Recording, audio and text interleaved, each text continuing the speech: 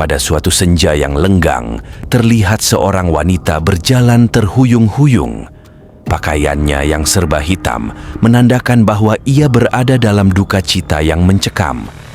Kerudungnya menangkup rapat hampir seluruh wajahnya, tanpa rias muka atau perhiasan menempel di tubuhnya.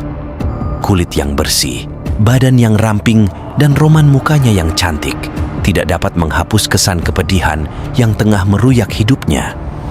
Ia melangkah terseret-seret mendekati kediaman rumah Nabi Musa. Diketuknya pintu pelan-pelan sambil mengucapkan salam. Maka terdengarlah ucapan dari dalam, "Silakan masuk." Perempuan cantik itu lalu berjalan masuk sambil kepalanya terus merunduk. Air matanya berderai tatkala ia berkata, "Wahai Nabi Allah, tolonglah saya. Doakan saya agar Tuhan berkenan mengampuni dosa keji saya." "Apakah dosamu, wahai wanita cantik?" tanya Nabi Musa terkejut. "Saya takut mengatakannya," jawab wanita cantik. "Katakanlah, jangan ragu-ragu," desak Nabi Musa.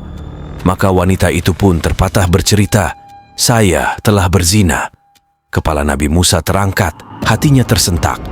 Perempuan itu meneruskan, "Dari perzinaan itu saya pun hamil. Setelah anak itu lahir, langsung saya cekik lehernya sampai tewas." Ucap wanita itu seraya menagih sejadi-jadinya. Nabi Musa berapi-api matanya. Dengan muka berang ia menghardik, "Perempuan bejat, enyah kamu dari sini, agar siksa Allah tidak jatuh ke dalam rumahku karena perbuatanmu. Pergi." Teriak Nabi Musa sambil memalingkan mata karena jijik. Perempuan berewajah cantik dengan hati bagaikan kaca membentur batu, hancur luluh segera bangkit dan melangkah surut. Dia terantuk-antuk keluar dari dalam rumah Nabi Musa. Ratap tangisnya amat memilukan. Ia tak tahu harus kemana lagi hendak mengadu. Bahkan ia tak tahu mau dibawa kemana lagi kaki-kakinya. Bila seorang nabi saja sudah menolaknya, bagaimana pula manusia lain bakal menerimanya? Terbayang olehnya betapa besar dosanya, betapa jahat perbuatannya. Ia tidak tahu bahwa sepeninggalnya, malaikat Jibril turun mendatangi Nabi Musa. Sang Ruhul Amin Jibril lalu bertanya, "Mengapa engkau menolak seorang wanita yang hendak bertaubat dari dosanya? Tidakkah engkau tahu dosa yang lebih besar daripadanya?" Nabi Musa terperanjat.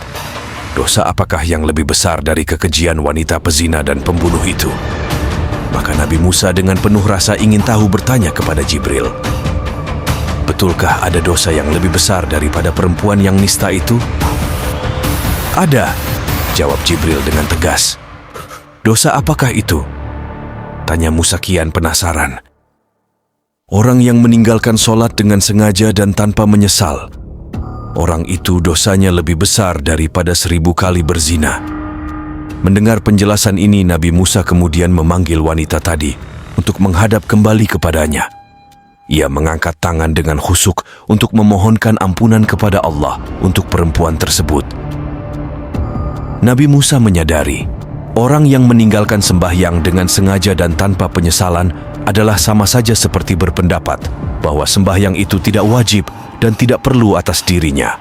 Berarti ia seakan-akan menganggap remeh perintah Tuhan, bahkan seolah-olah menganggap Tuhan tidak punya hak untuk mengatur dan memerintah hambanya. Sedang orang yang bertobat dan menyesali dosanya dengan sungguh-sungguh berarti masih mempunyai iman di dadanya dan yakin bahwa Allah itu berada di jalan ketaatan kepadanya. Itulah sebabnya Tuhan pasti mau menerima kedatangannya. Dalam hadis Nabi disebutkan, orang yang meninggalkan sholat lebih besar dosanya dibanding dengan orang yang membakar 70 buah Al-Quran, membunuh 70 nabi, dan bersetubuh dengan ibunya di dalam Ka'bah. Dalam hadis yang lain disebutkan bahwa orang yang meninggalkan sholat sehingga terlewat waktu, kemudian ia mengqadanya, maka ia akan disiksa dalam neraka selama 1 hukub. 1 hukub adalah 80 tahun. 1 tahun terdiri dari 360 hari, sedangkan 1 hari di akhirat perbandingannya adalah 1000 tahun di dunia. Demikianlah kisah Nabi Musa dan wanita pezina dan 2 hadis Nabi. Mudah-mudahan menjadi pelajaran bagi kita dan timbul niat untuk melaksanakan kewajiban sholat dengan istiqomah.